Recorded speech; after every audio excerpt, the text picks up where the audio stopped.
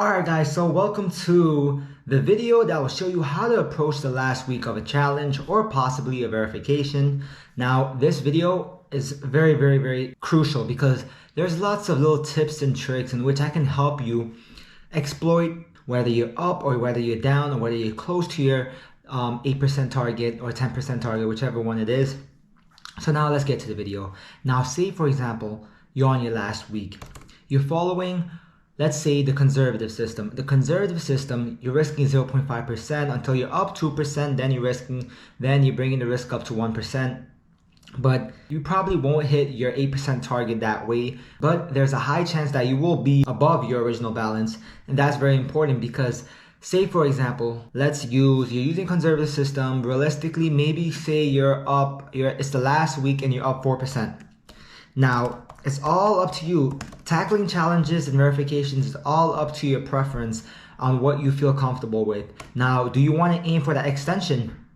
Some people are very patient. They want to aim for the extension. They want 2 more weeks. If that's the case, then just risk 0.5%. 0.5% to hit that 5%. Many of the extensions are you have to hit a 5% goal. Now you hit the extension and you can stop trading. For some of you who don't want to wait an extra 2 weeks for that extension, you want to pass the challenge.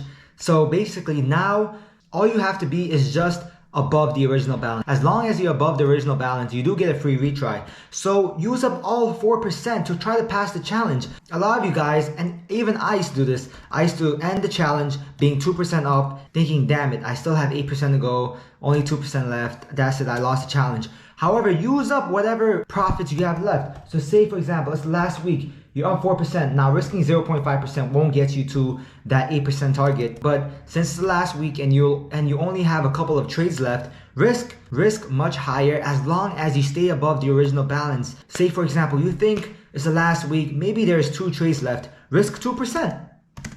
This is just an example, guys. Risk 2% or maybe risk 1%. It's up to you. Just make sure you use up all 3.9% of your profit to either pass it or either get a free retry. You won the trade, 2% for 4%, 1 to 2, that's 4%. You just completed the challenge, 8% target. This is what I mean by if you're above the original balance and it's the last week, use up all that profit to try to aim for that extension if you don't mind waiting longer to pass the challenge and not willing to take that risk. However, if you're willing to take the risk to pass that challenge with the remaining profits left, risk much higher than what your original system was. This is why the first 3 weeks of your challenge, follow your system, whether it's risking 0.5% until you have a certain buffer and then you risk more, or whether you're starting risking 1% till a certain buffer, then you risk more. But however, on the last week, you do not follow your system. You have to approach it accordingly. You have to approach it. Are you up? Can I risk a certain amount to pass the challenge now? It works the other way as well. Say for example, you're down 2% using the conservative system. You're down 2%, it's your last week, 100,000. You start with a $100,000 balance. You're risking 0.5% until you get that buffer. Then you risk 1% if you're following that conservative system. So now it's the last week. You have $97,000 balance, which is basically you're down 3%. Don't follow your system anymore. Don't follow the system anymore. You have to get back to original balance. And at this point, if you're down, don't try to aim for that target. Just get the free retry. It's just 1 more week you wait and you'll get a free retry. So you're down 3%. You originally risked 0.5%, but don't do that. You know why? Because now you have 7% to play around with. So for example, if you're down 3%, and you usually risk 0.5%, that's not going to get you back to original balance by the end of the week. Maybe start risking 1%. Start risking 1%, or maybe risk 1.5%. Maybe the next trade in the last week, risk 1.5%. For 1 to 2, that'll give you 3%, and now you're back to the original balance. You get a free retry. Say for example, you lose that trade and you're down negative 4.5%. You still have what, 5.5% to play around with to get you back to that original balance. So then what? Risk, what is it? 2.5, maybe risk 2.3%. Maybe the next trade risk 2.3% to try to get back 2.3 to get 4.5 or 4.6%, which is enough to get you back to original balance. So make sure you exploit all of that. Make sure you exploit the losses and the win. On this last week, your goal at the minimum is to get a free retry.